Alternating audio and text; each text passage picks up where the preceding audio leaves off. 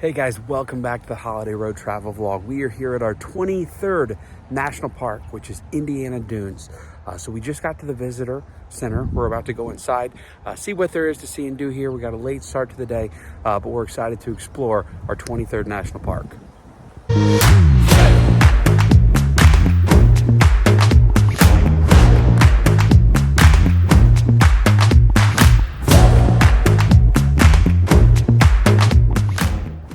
This is our newest member of our travel team, Miss Blakely here. And this is her first trip out of the house, so starting her on the national parks early. So one of the things we learned here in the visitor center is that Indiana Dunes National Park is fairly spread out, which surrounds Indiana Dunes State Park. Now we're just doing the national park today, but the state park does house the three tallest dunes in Indiana Dunes. But with a baby, it's probably not the hike we're up for this afternoon.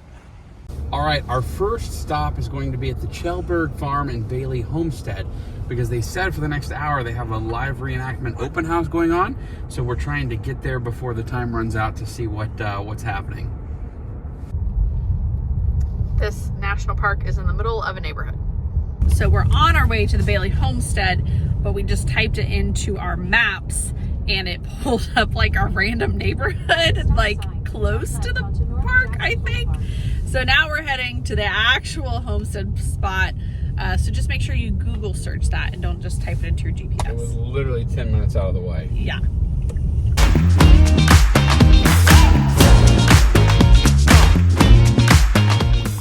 Okay, so this place has been very difficult to get to.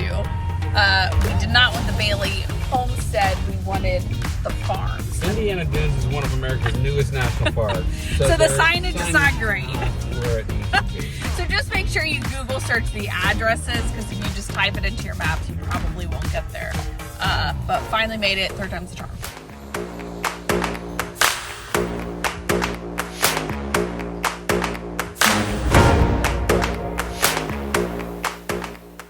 We made it in time to see the inside of the Shellberg Farmhouse, a really cool house made by Swedish immigrants who came to the area from Sweden to Boston, and then here to Chicago, and then to the Indiana Dunes area. And they said that Miss Blakely was the youngest visitor that they've had, so that's kind of cool to see and to hear.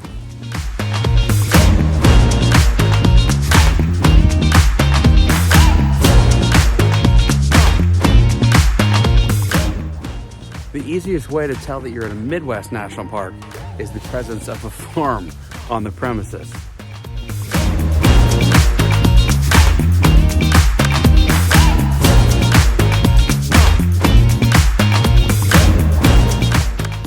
We have finished up here at the farm. Deanna just stopped in the gift shop behind me to get herself a collector's patch.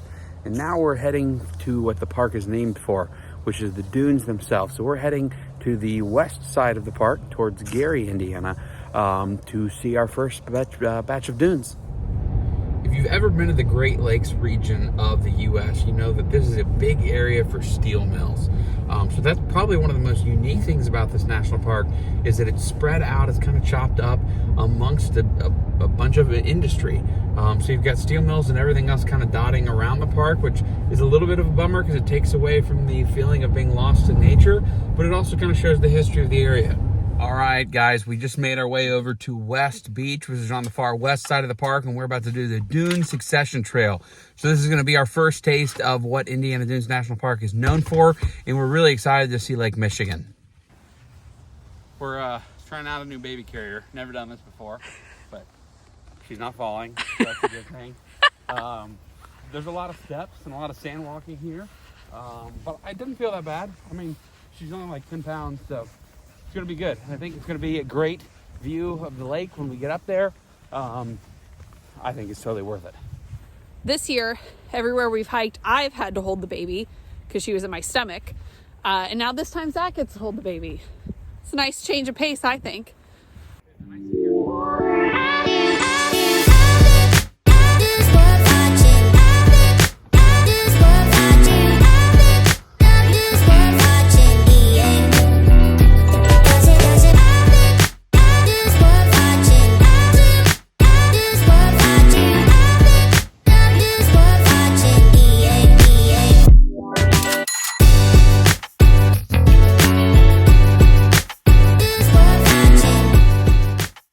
So the Dune Succession Trail here on West Beach is a really nice and easy loop.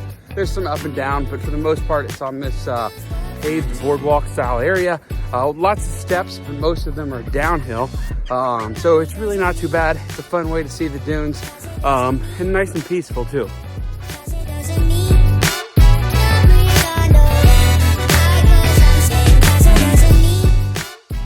You can barely see it off in the distance. That is the Chicago city skyline.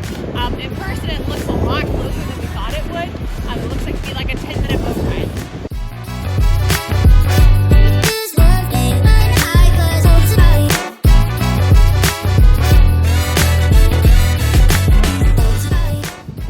Interesting fact, I read online that Indiana Dunes is one of the top 5 most ecologically diverse national parks in the United States, which you wouldn't expect because it's so industrial around here. But I guess it just shows a lot of different ecosystems. Deanna just put the baby strap back here in the car seat, but we just finished the West Beach part of the park and the Dune Succession Trail. Now we're going to head over to the east side of the park where there is a marsh area, and the ranger told us that there is some bird migration today. Yeah. So we're going to channel our inner 65-year-old and do some birding here. Yeah.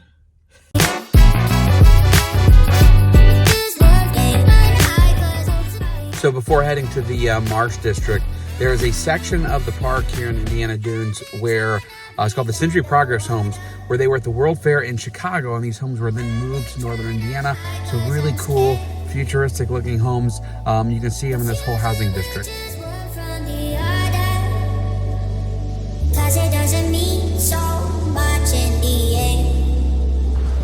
It looks like it is the end of 2023, and it looks like this house is currently being restored. Really cool all glass house.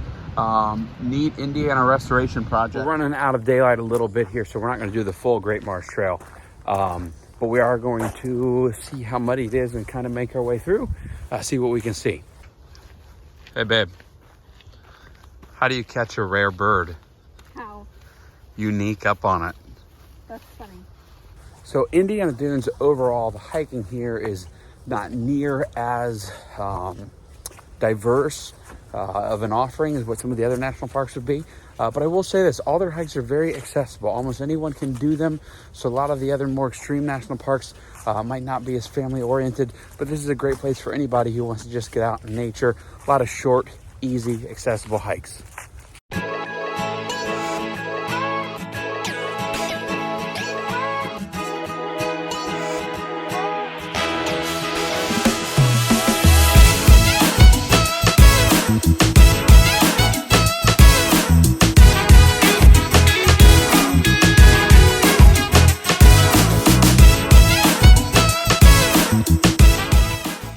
So we're unfortunately leaving the marsh, not seeing any birds, but I heard a lot of birds.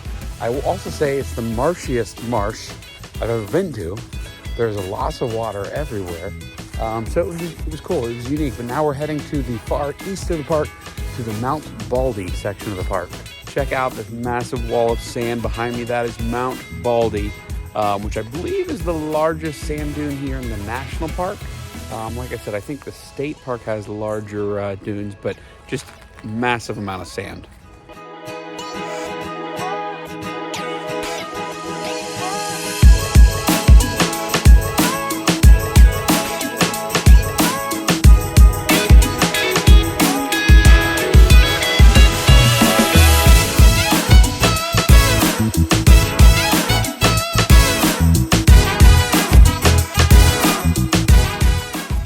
The payoff of the hike to Mount Baldy Beach is amazing. We only wish it were warmer and more daylight so we could get down there and swim. Talk about for a freshwater lake, it sure looks like the ocean. What a great way to end our time here in Indiana Dunes. So now we are heading to the nearby Michigan City, Indiana, to find some dinner. It's gonna be a great time. And then we're actually staying there for the evening. So tomorrow we'll be in Michigan City all day. Stay tuned for a new vlog on that. And if you haven't, make sure you're subscribed to our channel. But yeah, up next, we're gonna head find some dinner, see if we can get something good.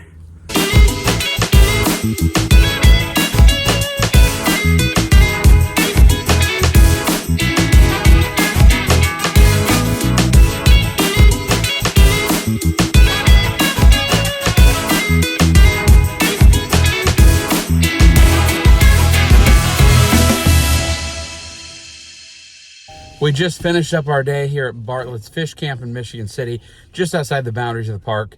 Service was great, really good meal, we thought. They had lobster bisque, which was a pleasant surprise because that was not on the menu. It's off season right now, so we got right in at 7 o'clock. It's right on the water too, so we'd recommend it. It was a good time. But hey, thank you so much for watching this video. Coming soon, tomorrow, we're spending the whole day in Michigan City here, seeing what we can get into. So make sure you're subscribed to the channel to check out all of our future videos.